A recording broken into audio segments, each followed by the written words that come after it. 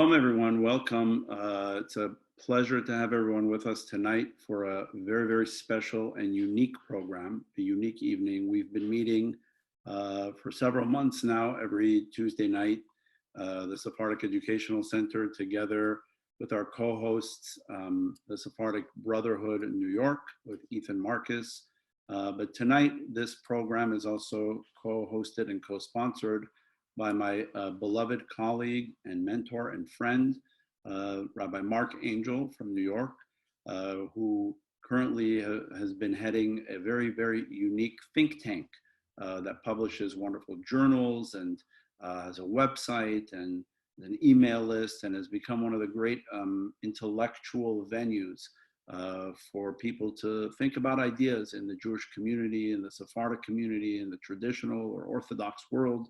The Institute for Jewish Ideas and Ideals. This was a brainchild of Rabbi Angel, and both Rabbi Angel father and Rabbi Angel son, Rabbi Chaim Angel, who was a colleague of mine, and we were students together at Yeshiva University back in the day in the rabbinical program, run this very, very special Institute for Jewish Ideas and Ideals.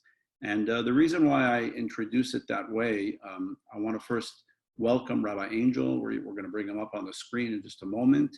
But immediately when I looked at the calendar and I saw that the anyos, the memorials, in the Ashkenazi term, they say the yortzites, the anniversary of passing of two outstanding representatives of the classic Sephardic tradition, the Rishon LeZion, the Sephardic chief rabbi, first Sephardic chief rabbi of the state of Israel, and also under the Ottoman Empire and the British Mandate, the Rishon LeZion, Rabbi Ben Zion Meir Chai Uziel, Zecher Tzadik Livracha, Rabbi Uziel, as we'll call him, without his long name, and one of his preeminent students, Rabbi Abraham Shalem, Zichrono Livracha, Zecher Tzadik Livracha. They passed away. Interestingly, they passed away 61 years apart. Rabbi Uziel passed away on the 24th of Elul. That was Sunday. On the 24th of Elul in the year 1953, and Rabbi Shalom passed away on the 23rd of Elul in the year 2014. 61 years apart. And when I saw that, I remembered, I looked at the calendar, and it was towards the end of the month of Elul, and I saw the 23rd and the 24th. It immediately brought to mind Rabbi Shalom and Rabbi Uziel. And I said, I'd really love to do something. And the first person I called was my colleague and friend, Rabbi Mark Angel. There's a reason for that. Rabbi Angel is privileged and distinguished as being the rabbi who has written the only complete English language biography, of Rabbi Uziel. This beautiful book here, Loving Truth and Peace, The Grand Religious Worldview of Rabbi Ben Zion Uziel. Rabbi Angel wrote this book about 20 years ago, I want to say. It's out of print, and I'm very proud that both Rabbi Angel and I are working together on republishing this book. It will be a new edition. Please God, will come out, we hope, in the coming year. It will be Rabbi Angel's book together with approximately 15 to 20 original translations from Hebrew to English of Rabbi Uziel's work that I'm working on, so that one will buy this book and will have a beautiful biography that talks about Rabbi Uziel's life, his ideas, as well as the ability to read 15 to 20 original pieces that Rabbi Uziel actually wrote, and that will now be available in English translation for the public. This is part of a partnership that Rabbi Angel and I have entered about 3 years ago. Our organizations, the Institute for Jewish Ideas and Ideals and the Sephardic Educational Center, we've created something called the Sephardic Initiative. It's an educators initiative where we want to make sure that Jewish educators in Jewish day schools around the United States are knowledgeable and educated in Sephardic curricular materials. So rather than always complaining and saying day schools don't teach enough about Sephardic Judaism, Rabbi Angel and I have taken the initiative to educate the educators about Sephardic Judaism. We've held conferences, educators conferences on the East Coast in New York, and here in Los Angeles on the West Coast. We've held 2 on the East Coast so far and 2 on the West Coast.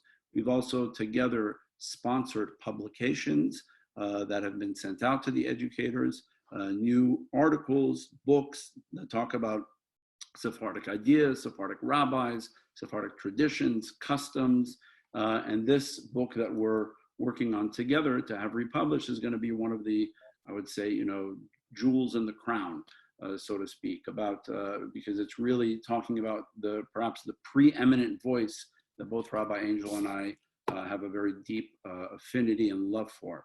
And so when I said, I want to do a program in memory of Rabbi Uziel and Rabbi Shalom, who have a day apart, their Anyo, the 23rd and the 24th of the month of Elul. And I said, there's no better person for me to do this with than Rabbi Angel, because Rabbi Angel wrote this book and has written so many articles, which I now, am pleased to work on with him about Rabbi Uziel. And when it comes to Rabbi Shalom, so, neither Rabbi Angel and I knew Rabbi Uziel. Rabbi Uziel died in 1953, so we've both spent a lot of time writing about him and teaching about him and trying to spread his beautiful message and his beautiful words. But both Rabbi Angel and I share in common the fact that we were privileged to actually know Rabbi Shalom. Rabbi Angel knew Rabbi Shalom when Rabbi Angel was a young man growing up in Seattle. Rabbi Shalom, amongst other things, was a rabbi for 3 years of congregation as Rabbi Tzarot in Seattle. And Rabbi Angel is a child of Seattle. He grew up there, and he knew Rabbi Shalom quite well, and of course then remained in touch as a colleague and a friend and so on. I got to know Rabbi Shalom in the last couple of years of his life. I discovered him, actually, again, it's all interconnected. I discovered Rabbi Shalom when I was watching a movie about Rabbi Uziel. There's a beautiful movie that was made about Rabbi Uziel, which we actually screened at our SEC Film Festival. We had it subtitled in Israel. It's all entirely in Hebrew. We had it subtitled, a beautiful documentary. And the opening rabbi who speaks at the very, very beginning and is interviewed throughout the film is somebody who was one of his preeminent students, Rabbi Abraham Shalem. I fell in love with this man. I said, where is this rabbi? Is he still alive? There's no rabbis like this anymore. Barely you can hear rabbis who speak this way with such charm and sense of humor and wisdom and knowledge, all blended together. And somebody told me he actually is alive. He lives in Jerusalem. I got his telephone number. I called him. I said, I'd like to come and meet you. And I went. And I have to say that I spent a lot of time in Israel and in Jerusalem. And during a couple of months that I was there in the summer and then again in the fall, I was there for almost 2 consecutive months. And I went to see Rabbi Shalom on a weekly basis, sometimes twice a week. And if I ever sat down and collected all of my memories from those meetings that I would have with him, I would say that they would be the rabbinical equivalent of Tuesdays with Maury. If you're familiar with the Mitch album book, Tuesdays with Maury, I could say this was Tuesdays with Rabbi Shalom, listening to his wisdom, his humor, his charm, his knowledge, his incredible library. He passed away in the year 2014. And the Sephardic Educational Center is very privileged that his family, he has children, grandchildren, great-grandchildren, who have all remained very fidel to the Jewish tradition, observant Jews, learned Jews. Nonetheless, they felt it would be a tremendous privilege to have the majority of his library sitting in an institution in Jerusalem. And I'm very, very proud of that at the Bet Midrash, the library of the Sephardic Educational Center in the Old City of Jerusalem. We have the bulk of one of the most unique Sephardic libraries in the world, the personal library of Rabbi Shalom. I was proud to have brought him to the SEC to teach. It gave him like a new lease on life. He was, kind of homebound, and we brought him to the SEC. He taught our rabbinical program, our students, just a prince of a gentleman. Maybe if I have time later, I'll tell you a little bit of his charm and sense of humor. But both student and teacher, Rabbi Uziel, the student and the teacher, I'd like to just show you quick photos of them so you can just visualize who we're speaking about, just a quick flash. And then I'm going to actually give it over to Rabbi Angel, who's going to speak about Rabbi Shalom, Both of us understand that this week is Rosh Hashanah, just in a few days.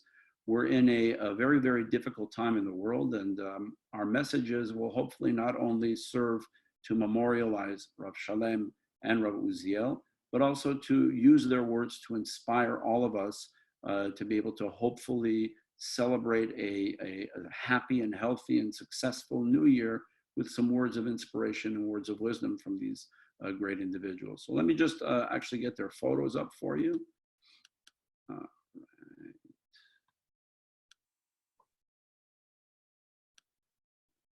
So this is Rabbi Uziel.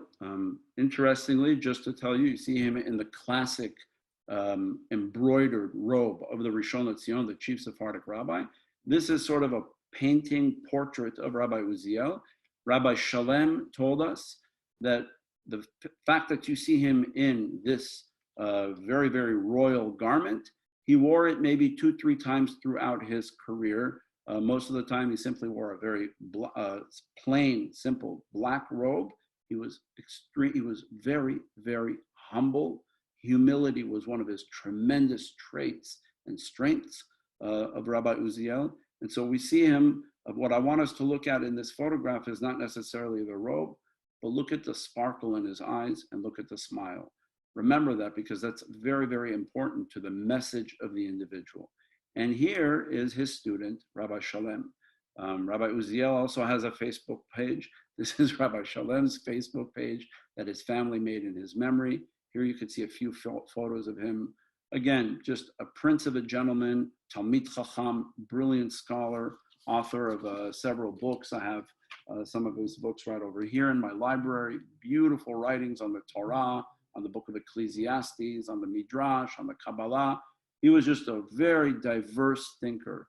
And with that, I'm going to stop the share. And let's see where I'm going to do that.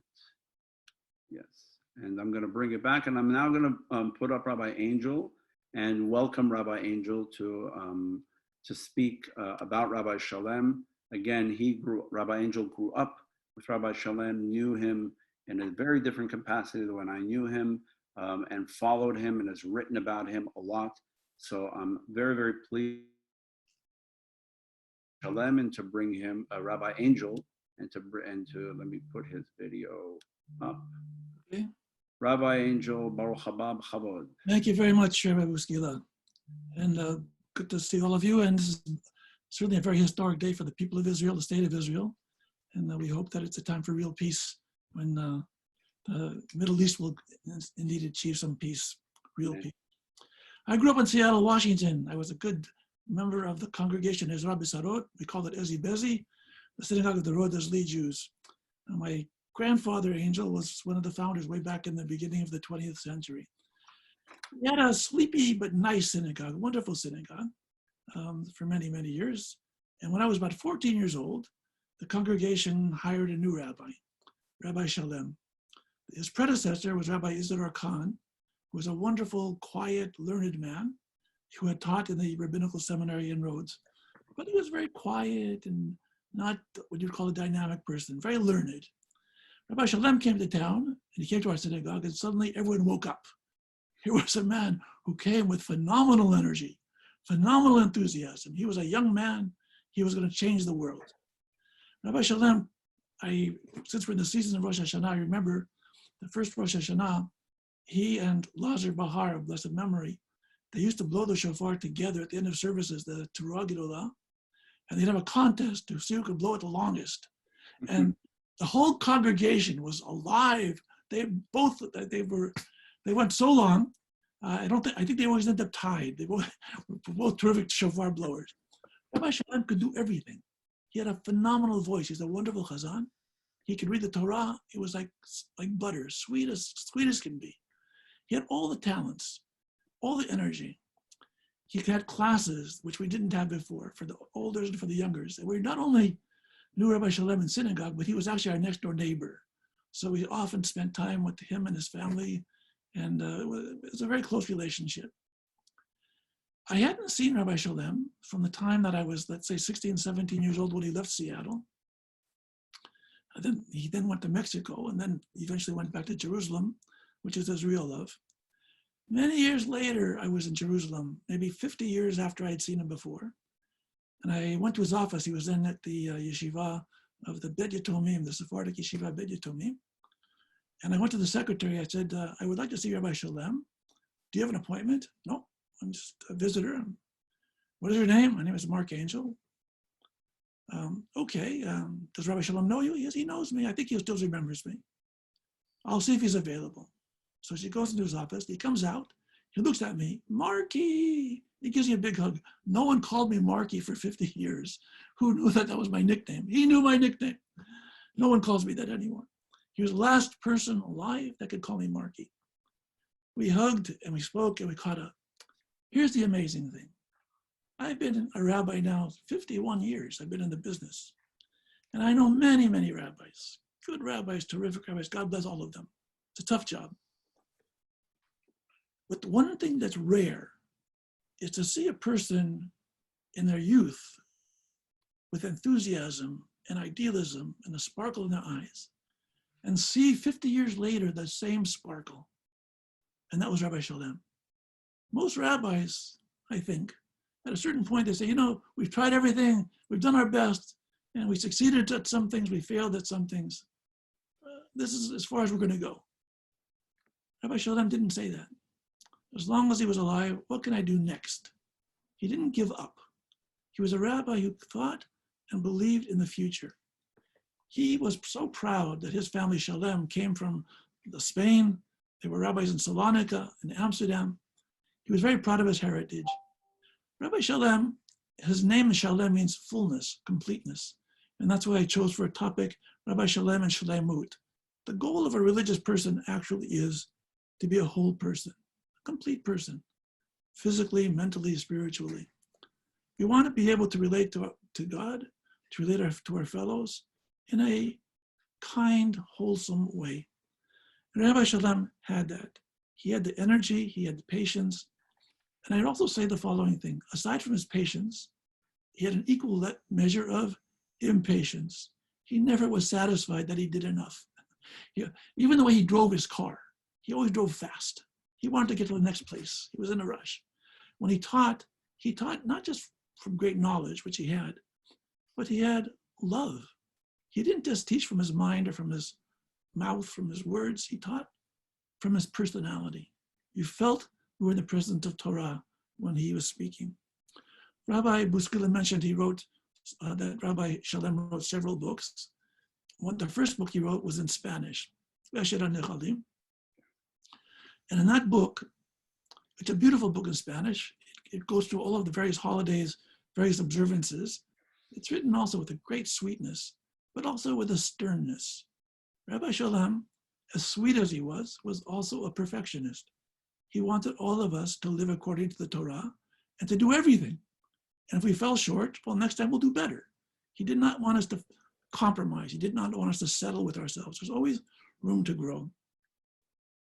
And in that book, in the section that dealing with Rosh Hashanah, he quotes a famous other rabbi from ancient times, Middle Ages actually, who said, there are people who hear the shofar at Mount Sinai. We're all at Mount Sinai, remember that? So we all heard the shofar at Mount Sinai. And there are people who carry that shofar and they hear it every day of their lives. The sound of the Torah, the sound of the shofar, the enthusiasm of hearing the word of God, every day of our lives, we hear it again.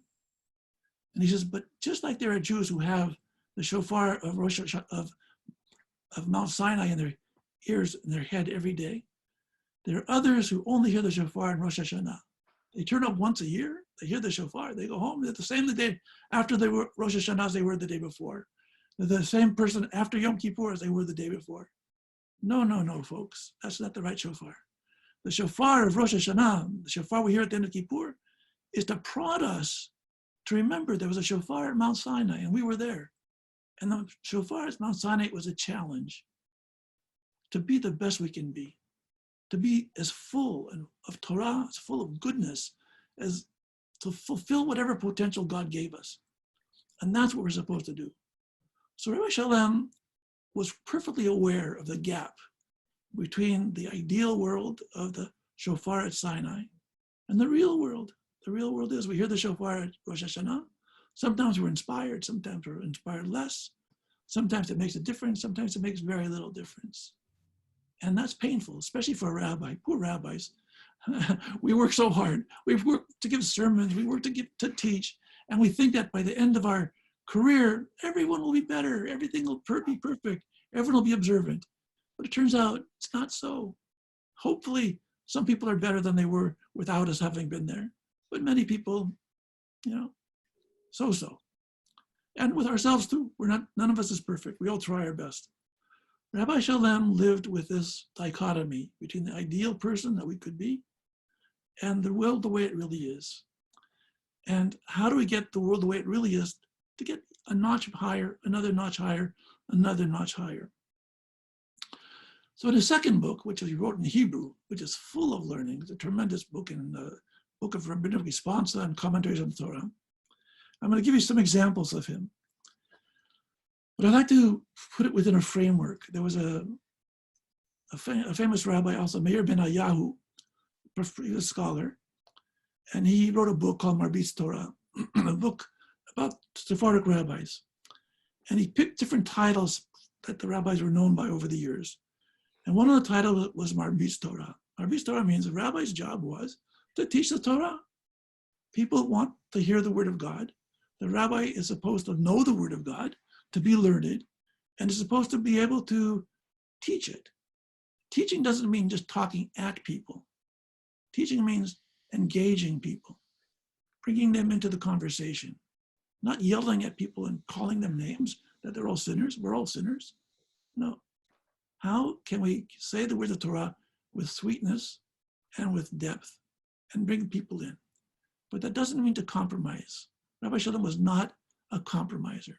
He had certain things that he was very tough on. And let me give you several examples. Sometimes Chazanim, I'm sure none of the Chazanim that we know, but some Chazanim that Rabbi Shalom knew, they would introduce melodies into the service drawn from love songs or Ladino songs or songs that are popular American songs. Rabbi Shalom did not like that. He said, we should be singing the traditional songs of our ancestors. We have a beautiful nusach, a beautiful tradition, and we should be loyal to it. He said, can you imagine that in a church or in a mosque, they would bring in popular love songs to sing to their God? It would be a humiliation. So why do our Chazanim do that? They shouldn't do that. Well, he had a beautiful voice. He knew the Chazanut perfectly, and he didn't want to have any compromises on that front. He had another thing. There were some people, mostly Ashkenazim, not Sephardim, who have a custom when they pray, they shekel, they go back and forth like a lulav. They shekel. Rabbi Shalom had no patience for that at all. Someone must have gone to a yeshiva, an Ashkenazic yeshiva, and came back to a synagogue shekeling. It wasn't me. I'm not guilty of that. But somebody must have done it, and he saw it. And he said, don't shekel.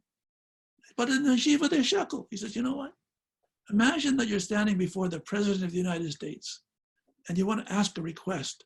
Are you going to start shekeling in front of the President of the United States? You're not going to do that. It's nonsense. If in front of the President, you're not going to shekel, why should you shekel before God? Why would you do that in front of God? Stand with respect, with reverence, with dignity, with proper comportment. That's the way to come before God. There was a community in South America that's going to build a new synagogue. And some of the younger people said, we have to change the structure of the synagogue. Right now in Sephardic synagogues, the teva is in the center of the room, and the seating is more or less around the teva, the reader's desk. However, in some other synagogues, the reader's desk is to the front of the room, like a movie theater environment, where there's a very front of the room, there's a reader's desk, the chazan goes there, and everyone sits in rows back of it. So this group wanted to change the custom of the synagogue when they're going to build a new building. Rabbi Shalom had a fit. No, we don't do that. All of the synagogues of the Sephardim always had the teva in the center. And in fact, he did some homework and he found that the old synagogues that were dug up in archaeological digs also had the teva in the center. He said, when we do these things, it's not just because it's right and proper. It gives us a connection with our past. We are new people. We are modern people. But once we cut off the channels between us and our past, we become less whole. We shouldn't throw away things so casually. If we have a traditional way of singing a song, a melody in the synagogue, we should keep it. If we have a particular way of building the synagogue, we should keep it. Because those structural things, which seem on one level insignificant, in fact, are ways of knitting us to the traditions of our past. But Rabbi Shalom also was a creative person, quite aware of modernity, as was Rabbi Uziel, by the way, as Rabbi Bouskila will talk to you about him later on. The question came up about saying Hallel on Yom HaAtzmaut, Israel Independence Day. Should we say Hallel? Well, how could it be wrong to say Hallel? You're saying a praise of God. What's wrong with that? Well, what's wrong is, according to some people, if you say a blessing on Hallel, you're saying a blessing in vain if you're not required to say the Hallel. And second of all, if our Chachamim in ancient times didn't have Hallel on Yom HaAtzmaut, we shouldn't have Hallel now. Rabbi Uziel said, and Rabbi Shalom said, you know what? Our sages in ancient times didn't have a state of Israel. It's a new thing now. We have to open our eyes. See, in 1948, there was this newly established state of Israel, and the hand of God was in that. How could we ignore it? It's like, oh God, may I please win the lottery, may I please win the lottery, may I please win the lottery. You pray years and years and years, and then finally you win the lottery, and then the next day, God, please let me win the lottery, let me win the lottery. Hey, you won the lottery. Say thank you. Something happened. There's a change. Don't follow the old pattern when the old pattern no longer is relevant. So Rabbi Shalom said, it's such a glorious thing that we're living at a time when there's a state of Israel. And when God's hand is in this, and not to be able to say thank you to God and to say Hallel, words of praise to God with a blessing, it's itself a sin. We should say it. So Rabbi Shalom, I'll read his quotation. It is a mitzvah to read Hallel in public with a blessing on Yom HaAtzmaut, the day of the first blossoming of our redemption, freedom of our souls, the land of our ancestors. That's Rabbi Shalom too. He was a very strong, I would say he was much more right-wing politically than Rabbi Uziel was. Rabbi Uziel, we might say, was more of a dove. Rabbi Shalom, he didn't want to give 1 inch of Jewish land to anybody else. He said it would be unfaithful to all those Israeli young men and women who fought for the state of Israel and who died. It would be unfaithful to them to sacrifice even 1 inch of land to people that he still considered to be terrorists. I think if Rabbi Shalom were alive now, and he saw that there was peace emerging in such a small way, but still emerging, I think he would be very welcoming of that. It's important that even if gradually we have to come to some compromises for the sake of the unity of the Jewish people and the state of Israel, I think he'd go along with it, but that's a different subject. Aside from the calling a rabbi a Marbitz Torah, the Rabbi Benayahu gave us another name. The name was Chacham, a wise person. Chacham doesn't mean just being smart. It's so good. People have an IQ, you have a high IQ, you're Chacham. No. I read a lot of books, I'm a Chacham. No. You have to have those things also. Chacham means being intuitive, sensitive, understanding how people feel. So there was a question that was raised to Rabbi Shalom about a custom of women who would say the bracha on the lulav. According to strict rules, women don't have to say the blessing on the lulav and etrog and Sukkot because it's a positive commandment bound to time. And if you ask Rabbi Ovadia Yosef, the women shouldn't say a lulav. And there were a lot of rabbis said women should not make a blessing on the lulav and etrog. So Rabbi Shalom did some homework and he found that there are different opinions. And his opinion, based on how he felt, was God bless these women. They want to do another mitzvah. He said, I wish the younger women would see the older women saying the blessing on the lulav and etrog with great piety and learn from them and develop the same sensitivity towards mitzvot, the same love of mitzvot. If they could see that the women are doing this mitzvah with a blessing, this will inspire the younger generation also. Rabbi Shalom also had made some comments on some of the verses in some of the verses in Psalms. For example, there's a psalm that says, King David comes to God and says, Shamaran nafshi ki chasid ani. Please, God, have mercy on me because I am pious. So the Gemara itself is surprised. How could David say, I'm pious? Have mercy on me because I am pious. So Rabbi Shalom says the word chesed or chasid has another meaning. And that meaning is, I'm ashamed. And he translated the verse as follows: God, have mercy on me, save my soul, because I'm ashamed of what I've done wrong. That's a whole different kind of King David. It makes the psalm much sweeter, much more beautiful. He has another comment on the Torah that when Pinchas, who was a tough fellow, he saw some people doing a sin, he killed both of them in an act of vengeance, an act of kana'ut. He killed these two people for a sin, and God rewarded him. God gave him the reward of, he will always be the messenger of peace. So Rabbi Shalom asks, why is it that Pinchas, who did this act of violence, why does God give him this a great reward? And poor Moshe, who worked his brains out for all these years, he didn't get this thing. He didn't get this great reward. How come the reward was given to Pinchas and not to Moshe? So Rabbi Shalom answers, when Moshe came down from Mount Sinai and he saw the people worshiping the golden calf, he threw down the Ten Commandments, and he called all the people on his side. We have to execute those people who did the sin. Who came to his side? The tribe of Levi, his own tribe, his own cousins. Pinchas, on the other hand, when he took the initiative, who was he standing with? He was standing among people of the tribe of Shimon. They were his enemies. They were not his friends. Just because he took the gumption, even in the presence of his enemies, at personal risk, that's why God gave him a greater reward than Moshe. Moshe worked with his fellow cooperators and relatives. Pinchas had the boldness to be able to take initiative even when it might not have been popular. Chacham, here's a quotation from Rabbi Shalom. Knowledge of God is faith that has been highly refined to the highest degree, not blind faith of those who follow by rote or habit from generation to generation, but faith raised by clear and lucid knowledge after careful study in the ways of faith. Rabbi Shalom believed very strongly in tradition, very strongly in the emotional attachment to the religion, but he also believed very strongly in our brains. We have to be able to study. We have to be able to deepen our knowledge and our understanding of the Torah. It's not enough to follow by rote. It's not enough to follow by tradition. One must be able to have the intellectual nuance, the ability to think things through on his own or on her own, to be able to accept the religion properly. So that's why I think Rabbi Shalom was such a good teacher, because he challenged us to think.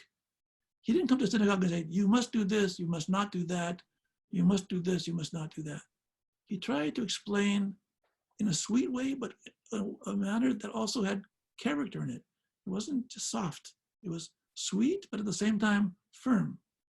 And that way, he gradually brought all of us a little bit higher in our observance, but not just in our observance, in our knowledge, in our way of thinking. And that's important.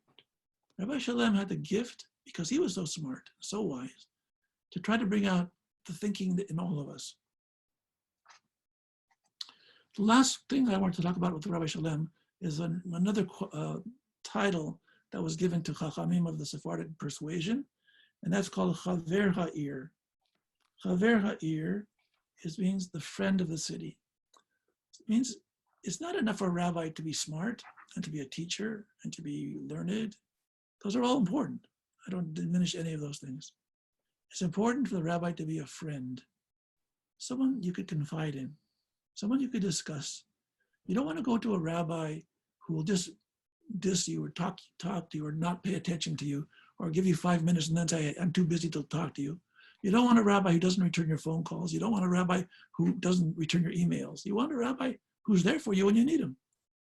And not just when you need him, the rabbi has to often take initiative. Even if you don't think you need him, the rabbi has to show you that you do need him. So it's a problem, but a chaver ha'ir, a friend, is someone who cares. And if a rabbi doesn't care about his people, he's not a good rabbi. Doesn't matter how much he knows. Doesn't matter how smart he is, how great his sermons are. All not as important. It's not as important as just being a friend, being available, thinking. Rabbi Shalom was not only that kind of rabbi, but he spent time, amazingly, with non-Jewish clergy. You might think he's an old-fashioned rabbi from Jerusalem, he had a beard. He didn't think of that as a deficit. He thought of that as a plus. He thought, I'm an authentic rabbi. I am trained by the greatest rabbis. I come from Jerusalem. You can trust what I'm saying. If I'm telling you this is what Judaism says, you can trust me. And he says, I'm quoting him now. I have had many meetings and conversations with religious leaders and spiritual guides in the cities where I have served in the diaspora. That means Lima, Seattle, Mexico. I was sometimes called upon to speak in their institutions about the fundamentals of Judaism. And I even had them to my home, where they came eagerly to learn about the Bible and the wisdom of our sages. When we discussed the topic of tzedakah and kindness and acts of compassion, they all admitted and bowed their heads at the greatness and the nobility of the Jewish tradition. The people of Israel, incomparable in human history for the fulfillment of charity, helping the poor, redeeming captives, kindness to all unfortunates without distinctions, whether Jewish or not Jewish. That's a chaver ha'ir. That's a person who says, my responsibility is not just to the people who are paying me my salary. My responsibility is to the Jewish people as a whole. And I want to be as an ambassador of the Jewish people, not just to my fellow Jews, but to the non-Jewish world as well. They should know what we have to say. They should feel a relationship with us. They should feel respect for who we are and what we represent. So this young Rabbi Shalom, who started off at Congregation Ezra B'Serach when I was 14 years old, who I later learned to meet, I met him again many, many years later in Jerusalem as an old man, and I was only a gray-haired man with a grandfather also. That spark never left him. The idealism never left him. Rabbi Shalom heard the shofar of Mount Sinai every day of his life. And more importantly, he tried to make all of us hear it. Hearing it on Rosh Hashanah is great, but if we hear it every day of our life, that's the goal. There's a gap between the ideal and the reality. But if we work day by day, we'll climb just a little bit, one step higher on our ladder until we can reach that level that he wanted all of us to reach. When we hear the shofar of the Torah, the shofar of Sinai every day of our lives, in good health and happiness, may his memory be a blessing. To all of us who knew him, it is a blessing. And to those who didn't know him, the more you know about him, the more you learn about him, you'll find strength and beauty in the kind of Judaism that he taught. Chazak u'baruch, beautiful, wow.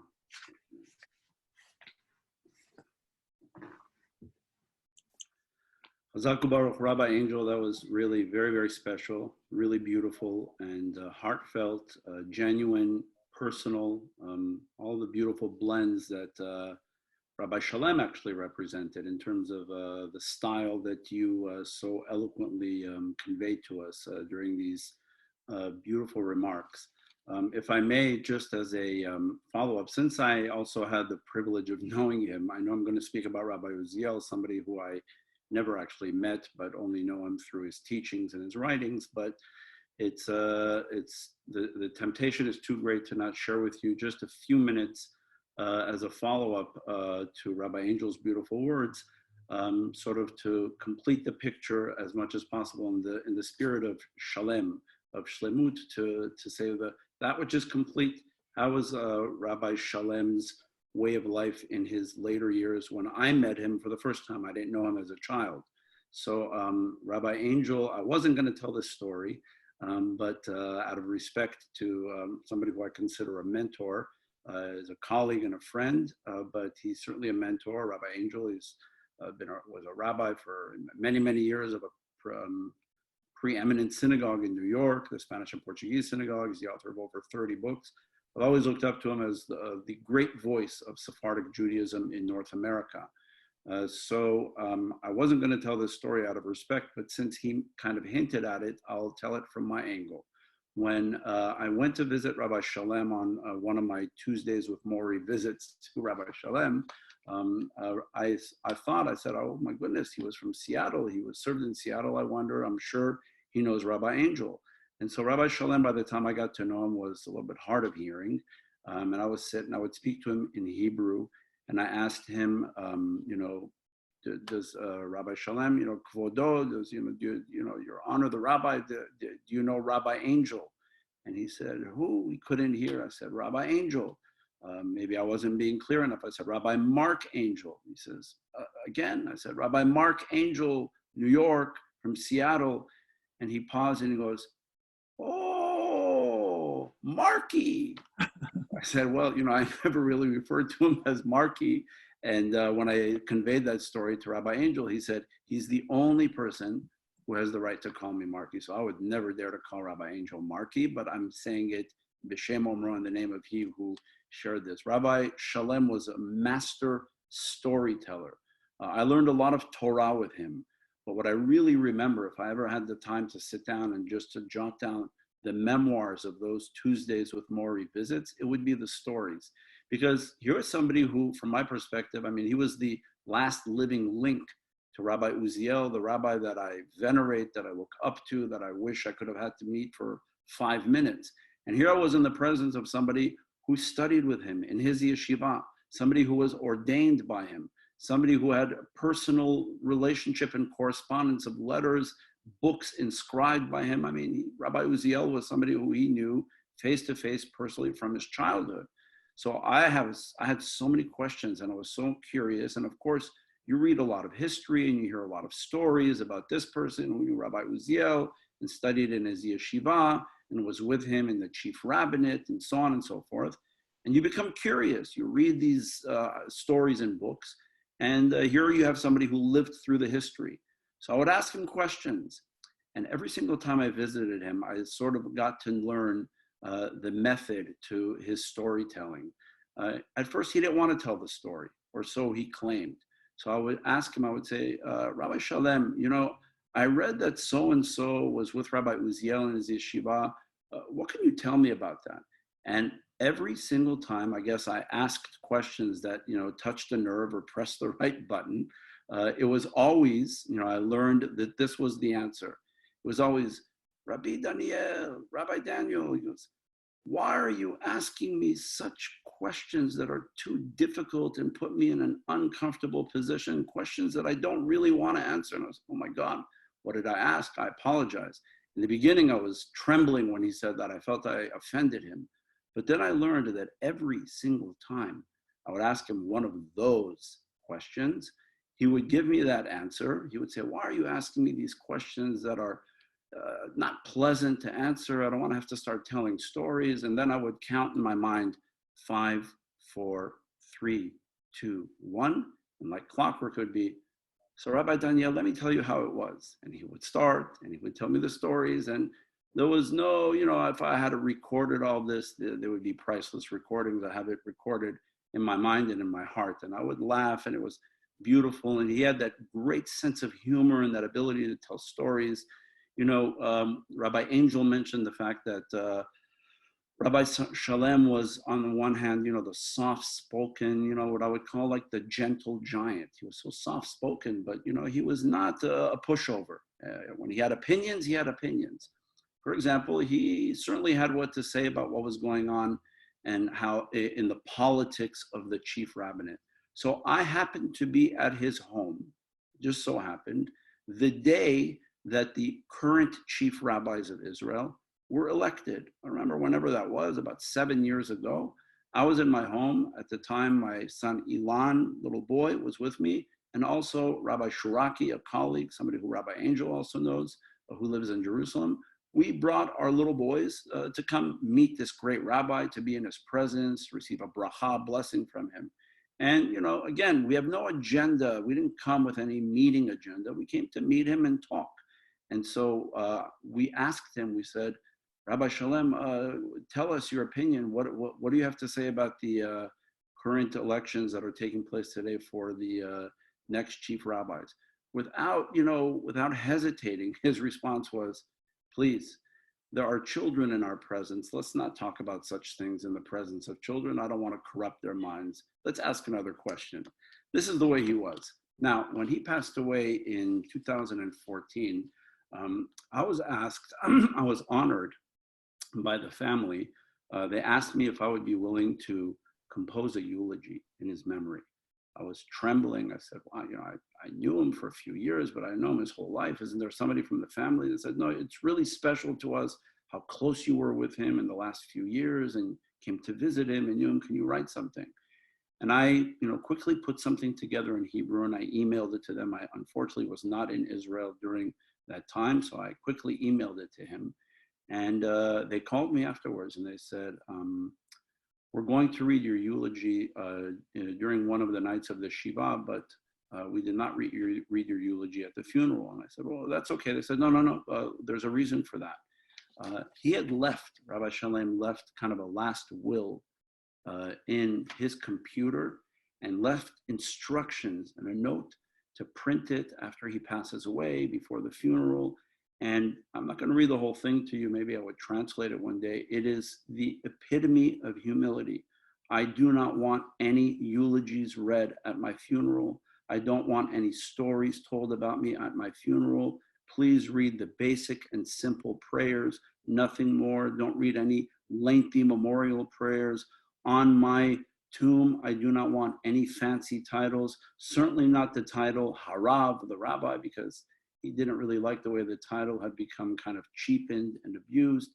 It's a beautiful last will, and he had it all thought out and calculated all the way down to the very end. I'm going to tell you one story about his funeral, which would be, I think, the perfect transition from the student, Rabbi Shalom, to Rabbi Uziel, who I'll share some thoughts and remarks with you in a moment. And it really, it all links together because Rabbi Shalom was a true student of Rabbi Uziel. And what Rabbi Angel spoke about, that Rabbi Uziel was a very modern, forward thinker, and so was Rabbi Shalom. And at the same time, they were deeply committed to tradition. This blend of tradition and modernity is the hallmark of Rabbi Uziel, and it was indeed the hallmark of Rabbi Shalom's teachings. But I want to tell you a story of what happened at his funeral. It'll begin in the early 1980s. In 1982, the Israel Defense Forces went into Lebanon and into Beirut in a war against the PLO to try to root out terror from the north of Israel that was constantly being rained with rockets and bombs and terror attacks from the PLO that were in Lebanon at the time. So in June of 1982, Israeli Defense Forces went into Lebanon. And an Israeli soldier came back from Lebanon and he had found in either a home or in an abandoned synagogue, he found a Torah scroll, a Sefer Torah. And he brought it to Rabbi Shalom. In Jerusalem, he came to see Rabbi Shalom. He brought it to him. He said, I want you to take a look at this. I brought this from Lebanon back into Israel. So Rabbi Shalom looked at it. The Torah scroll was very old. It was not in any condition to be used. It was what we would call pasul. It's not to be used any longer. What do we generally do with a Torah scroll, which is beyond repair, a Torah scroll that you could no longer use? Traditionally, we give it a proper burial in a cemetery. Rabbi Shalom told the story to his family that to this young soldier who brought the Torah scroll back, he told him, I am hereby making a vow and committing that I will hold on to this Torah scroll until the day I die. And at the day I die, I would like to have it buried with me in my tomb. And he had this in writing, and he explained in writing exactly how that works and the halacha, the Jewish law of how that's done, okay? And this was one of the requests that he had made of the family that he had left in writing. Lo and behold, what happened at his funeral? When they came time to bury him and to put the Sefer Torah, unfortunately, there's a phenomenon, and Rabbi Angel knows of this very well, of kind of the new generation of rabbis who, they may be new, but they're not very modern. As a matter of fact, they bring ideas from the past, or sometimes ideas that never really existed in Judaism.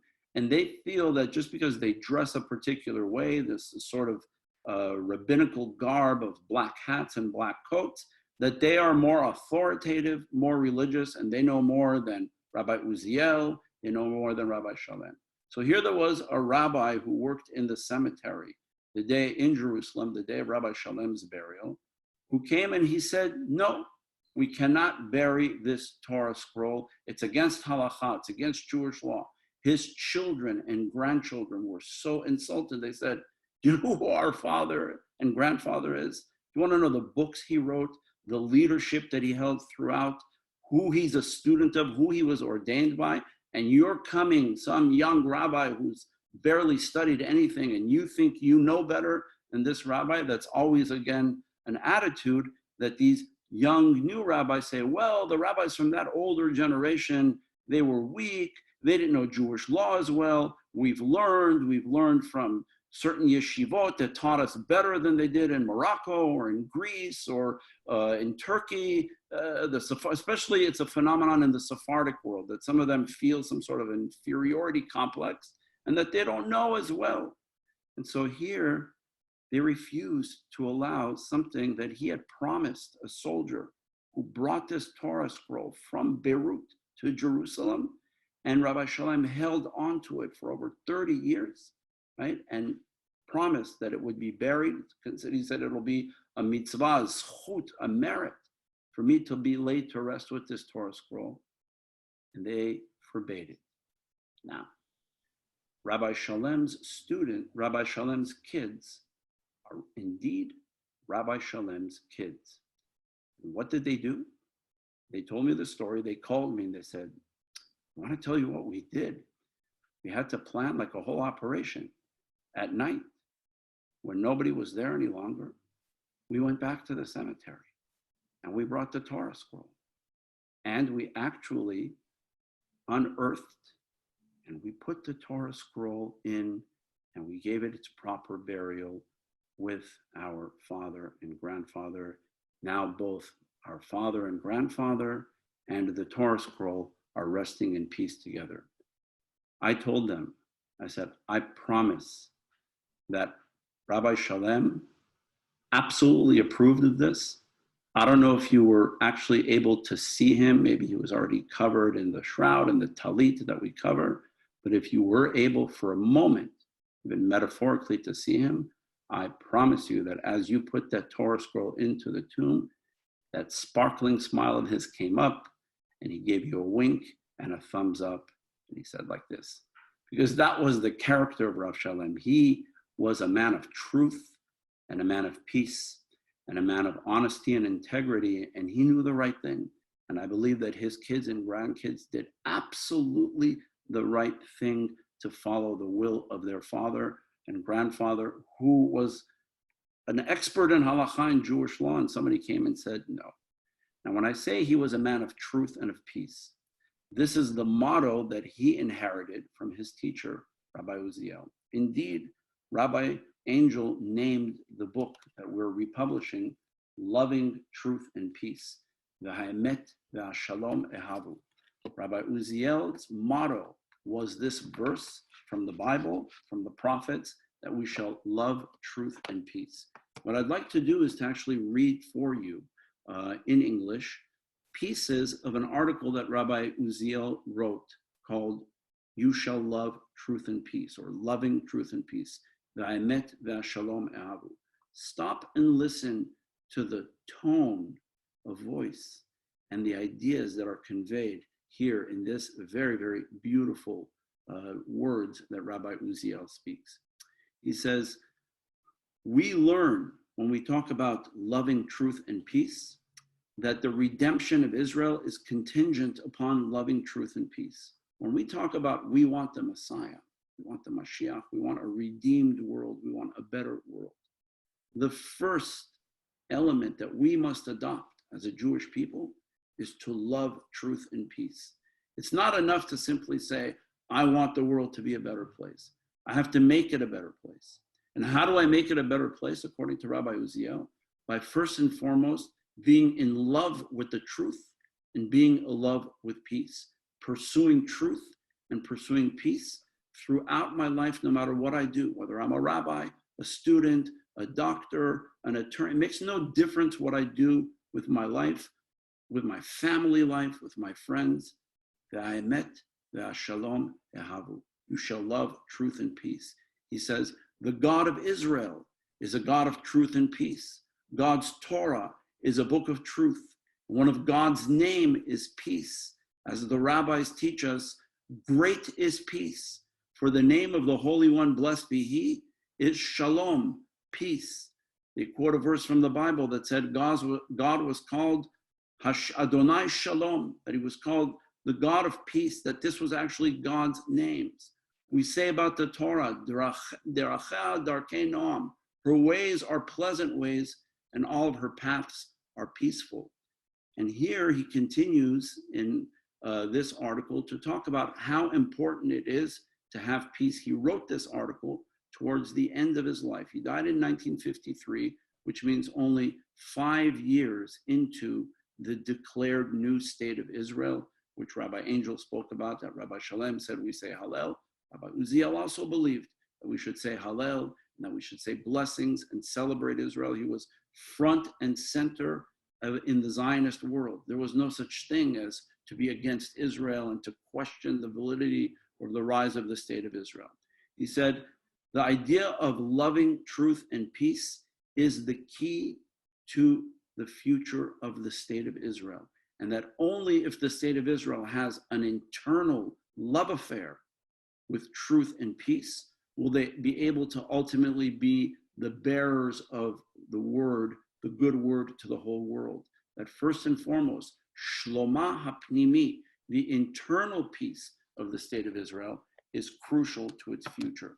This is a very beautiful message he had. I want to read to you another line of his that he spoke, which is about his modernity. Who was Rabbi Uziel when it came to Jewish law? This is one of the most famous quotations that he wrote in his introduction to a 9-volume work that he authored called Mishpatei Uziel, which dealt with the most important contemporary issues of the day. Keep in mind, Rabbi Uziel in the 1930s and 40s was writing Jewish law that was dealing with the who is a Jew crisis, about conversion. He was dealing with technology and Shabbat. He was dealing with abortion. He was dealing with subjects with many rabbis are afraid to deal with today. When I look back on the words of Rabbi Uziel from the 1930s and 40s, he is much more modern and contemporary than a great number of the chief rabbis and other rabbis that I read that are writing halakha, Jewish law, today. Here's what he said. In every generation, conditions of life, changes in values, and technical and scientific discoveries create new questions and problems that require solutions. We cannot avert our eyes from these issues and say the Torah prohibits anything new, meaning anything not expressly mentioned by earlier sages is automatically forbidden. This was an approach that many rabbis took when they said, Chadash asur min Torah, anything that's new, prohibited, we're not allowed. Rabbi Uziel said, no, Jewish law survived so many years. The Jewish people survived so many years because we were willing to engage in every generation with new situations that called upon us to not only be rabbis, but to be leaders. These are the final words that I want to share with you regarding him. I could, speak for a long time about Rabbi Uziel and his writings and his teachings. A lover of peace, a pursuer of peace, an individual who cared, like Rabbi Angel said, about the various titles, the Chacham, the Chaver Ha'ir, the Marbitz Torah. Rabbi Uziel was all of the above. He loved people, he loved humanity, he loved to care for the widows, the orphans, the poor. This was the legacy of his writings. The majority of his writings spoke about giving charity, about caring for the most vulnerable members of society, immigrants, newcomers, widows, orphans, anybody who was having a difficult time. These were the concerns of Rabbi Uziel, and this is where he was. Now, remember that he lived during a tumultuous period, and I don't just mean the rise of the state of Israel. He was appointed to be the chief rabbi of the Ottoman Empire in Palestine, in the land of Israel, the chief rabbi of the land of Israel. under the Ottoman Empire. He was the Chacham Bashi first in Tel Aviv, Yafo, in 1911. Ultimately, he became the chief Sephardic rabbi of the land of Israel under the British Mandate in 1939. And then in 1948, he automatically assumed the position as the first official Sephardic chief rabbi of the newfound state of Israel. He served under 3 political administrations. So the fact that he served during that period of time means that he was also a chief rabbi starting in 1939. And 1939, as we know, was the outbreak of World War II. And there is no rabbi whose writings I've read, Sephardi or Ashkenazi, who placed more care and concern and worry and activism on behalf of what was going on in Europe in World War II during the Holocaust than Rabbi Uziel. Really second to none. He was active throughout. And remember, the Jews that were living in the Yishuv at the time felt that they were helpless. The Jews that were living in the land of Israel, what could they do? Well, he was involved in trying to bring refugees and people that were lucky enough to be escaping the Holocaust to help them in. He also gathered a great number of times the Jewish people from all over Israel for prayer, for fasting. And during those periods of time, he wrote beautiful high holiday sermons about the shofar. Those are the words that I want to end with, is his ideas of what the shofar was and what it represented. Here he was during a troubled time, World War II, the Holocaust. The Jewish people in Israel feel helpless. And he said, as he's coming to the synagogue, and he's about to speak to his community again in 1941, 1942, 1943, 44, as the news gets worse and worse every year, more people being burnt alive, and the numbers grow from the thousands to the millions. And there's this horrible feeling of darkness over the world. Rabbi Uziel would have nobody would have been wondered or challenged if he had come with a very negative look, if he had come with a very sad look, with crying, with tears. You know what's beautiful about Rabbi Uziel is that throughout those dark years, throughout those troubled times, 1939 to 1945, his message always remained positive, uplifting, and optimistic. There was no negative, polemical, or accusatory language in his sermons. He never attacked or accused or vilified anyone. He used the pulpit as a means of trying to unite people and to inspire people. He used his position not only as a scholar, but as a leader, and he was a leader. He was the leader of the world leader of Sephardic Jewry. His message traversed all over the world in a pre-Zoom and a pre-internet age. People knew who Rabbi Uziel was, and they respected this leader of the Jewish people that lived in Jerusalem. And every time they heard him speak, Rabbi Shalom told me that once there was a delegation from the United Nations that came to Palestine. And Rabbi Uziel wrote a sermon in English. Rabbi Shalom told me I was present at that speech when Rabbi Uziel spoke, and he said, I overheard the delegation from the United Nations who were listening to Rabbi Uziel. They beheld and saw in front of them this wise, sage individual dressed in his black robe and speaking a beautiful English and quoting from the Bible. And Rabbi Shalom told me that he heard the members of the delegation of the UN saying, it sounds like a prophet is speaking to us. This man stepped out of the Bible. His words, his aura is prophetic. There's something magical, mystical that's beyond. It's not a sermon, it's an experience to hear him speak.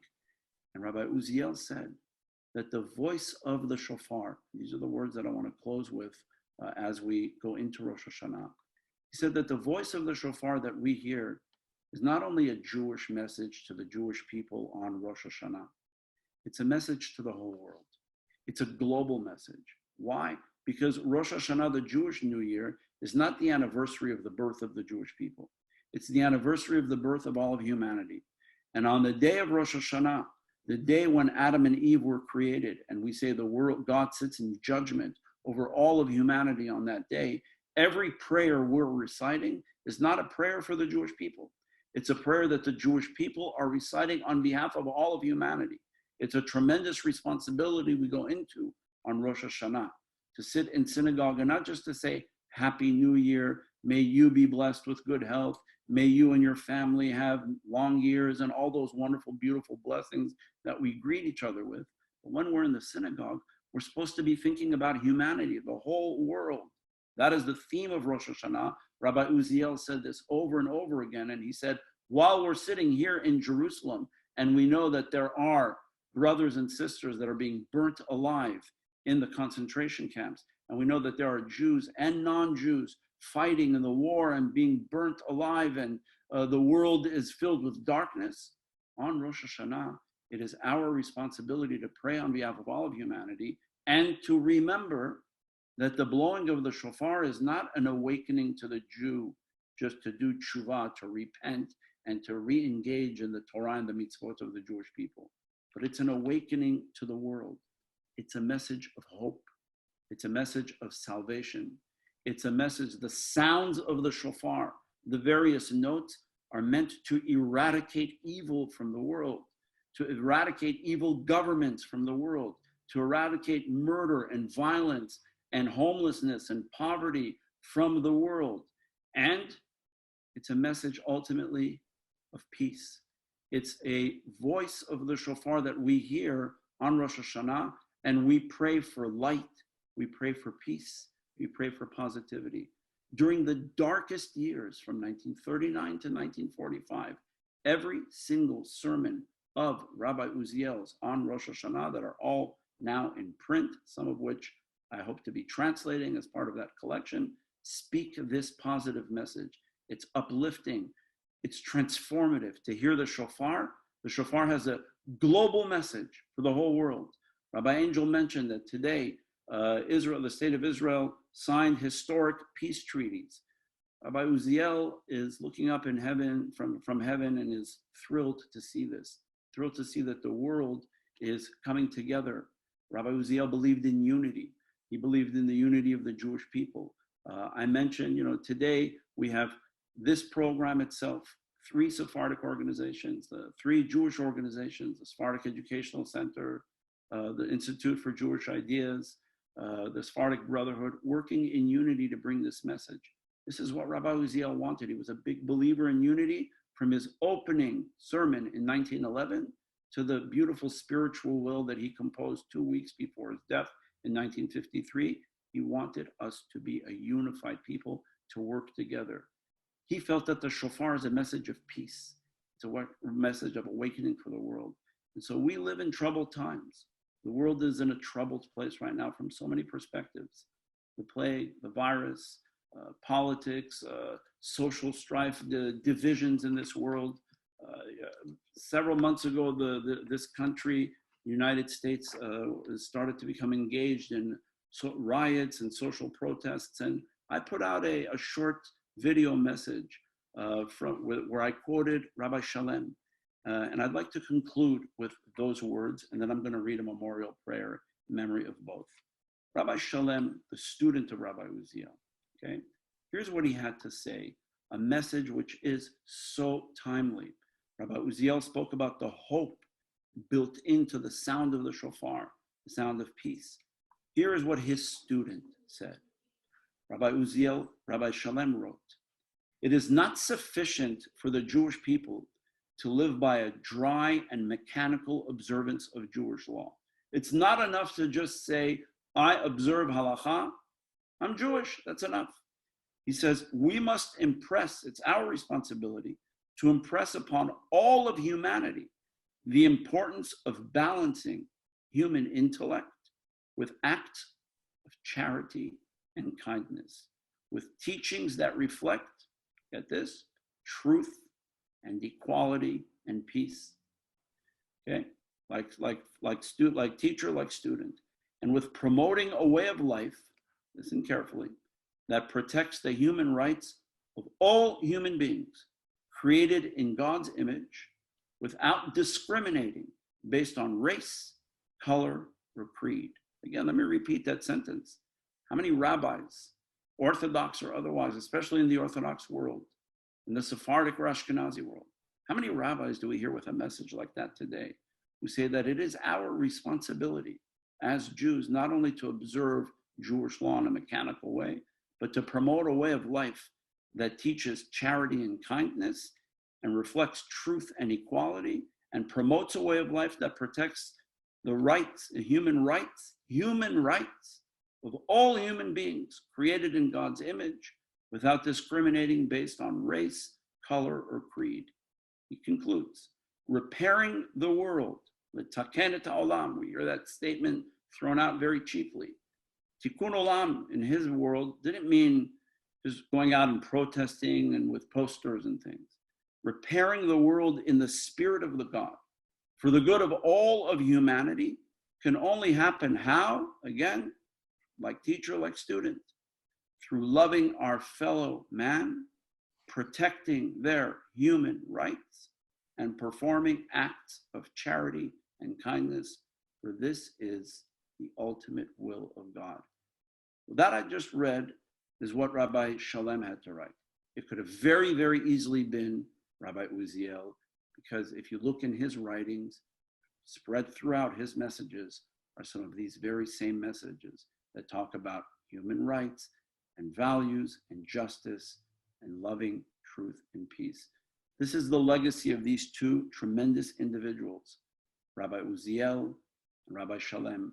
It's fascinating that they died, yes, 61 years apart, but a day apart on the Hebrew calendar, the 23rd and 24th of a very sacred month, the month of Elul. Elul means Anila Dodi V'Dodili, I'm my beloved's and my beloved is mine. It's the month where we come close to God, when we come close to one another, where we seek the relationships that Rabbi Angel spoke about so beautifully, the relationships with God and the relationships with our fellow man. We seek to improve them. And there is no better teaching than to adopt and to say, it's not just a nice idea, it's the core of Judaism to love truth and peace and justice and human rights for all of humanity, and that the voice of the shofar, the sound of the shofar that we will hear, please God, is coming Sunday on the second day of Rosh Hashanah, is a message during these troubled times, like it was during the Holocaust, a message of optimism, a message of hope, and a message of peace for all of humanity, for the whole world, not just for our small Jewish communities. We as the Jews blow the shofar and we say, for the whole world, are you listening to these notes? You hear these sounds, and we hope and pray that when we hear Tkiyah Shvarim Turat Tkiyah, those magical, eternal notes, that those notes will indeed bring us a message of salvation, of unity, of love, of truth, and of peace. Amen. This was in loving memory of two gigantic classic Sephardic rabbis from the Sephardic tradition, Rabbi Uziel and Rabbi Shalom. I'm now going to conclude by reciting a hashkavah, a memorial prayer in their loving memory. I'm going to be standing. I'm going to get the hashkavah, and we'll recite it in their loving memory to conclude our program.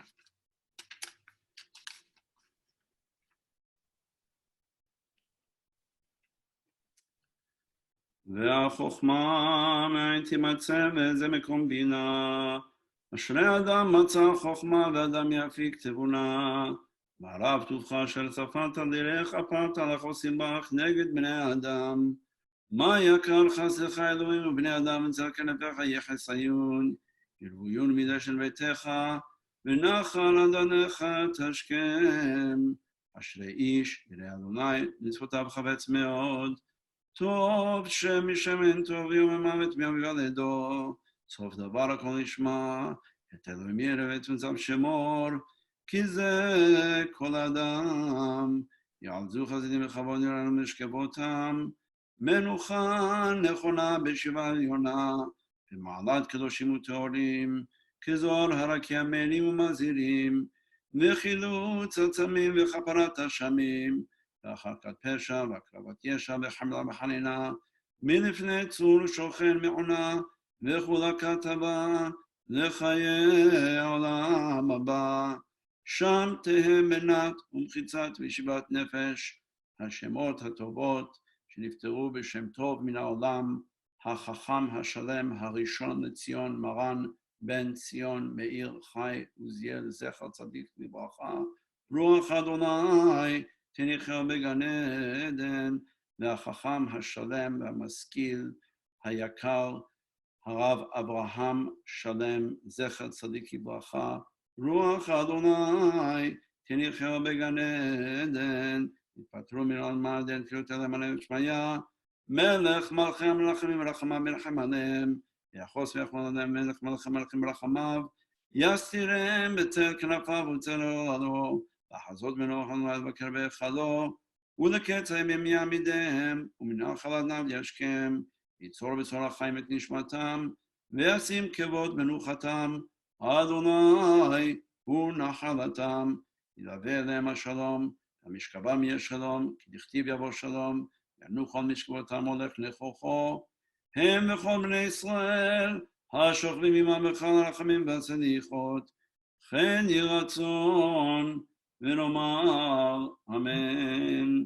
תהי נשמתם צורות בצור החיים, may their souls be bound up in the bond of eternal life.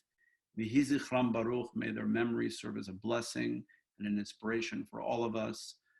On behalf of Rabbi Angel, my beloved colleague and friend, mentor, on behalf of Ethan Marcus of the Sephardic Brotherhood, I want to take this opportunity to wish all of you, of course, on behalf of my organization, the Sephardic Educational Center, I want to wish all of you a happy and healthy, very healthy, especially this year, and safe Rosh Hashanah, New Year. Remember, please, the beautiful messages that we heard tonight, that which Rabbi Angel spoke about, that the shofar that we hear on Rosh Hashanah should not only be on Rosh Hashanah, but it's a shofar that we should hear all the time in our lives. And that which Rabbi Uziel said, that the shofar that we blow on Rosh Hashanah is a message to all, it's a global message to all of humanity, to make the world a better place. That's what we hope, that by the weekend, when the weekend is over, the world will be a transformed place because we blew the shofar and we prayed from our hearts. Wherever we are, if we're praying at home this year or in backyards or in synagogues, please be safe. Both Rabbi Uziel and Rabbi Shalom were very, very big believers that halakha, that Jewish law, is executed and works with common sense and with logic. They were very big believers both in medicine as a very significant part of life. So please don't ignore the medical rules, but follow them, the social distancing, the masks, et cetera, especially if you're going to be in services on the holidays. Please exercise tremendous care. It's what Rabbi Uziel would have written if he were the rabbi today, and it's what Rabbi Shalom would have written if he were the rabbi today. I want to take this opportunity to wish all of you health, happiness, prosperity. We look forward to seeing you again. I'll be back next week in between Rosh Hashanah and Yom Kippur. Please watch your emails. If any of you have any questions, would like more information, you can please feel free to email me at info@secjerusalem.org. Tizku l'shanim rabot tovot u'neimot, which is the traditional Sephardic greeting. May you merit many, many good and healthy and happy years. Us, the community, you, your families, the whole world entire. May the world be a redeemed place, and may we hear the sound of the shofar that ushers in love, truth, and peace. Amen. Thank you so much for being with us tonight. Rabbi Angel, thank you. Ethan, thank you. Chazakim Beruchim. May we continue to merit to study the words of Rabbi Uziel, the teacher, and Rabbi Shalom, his beloved student. Amen. Thank you so much, everyone.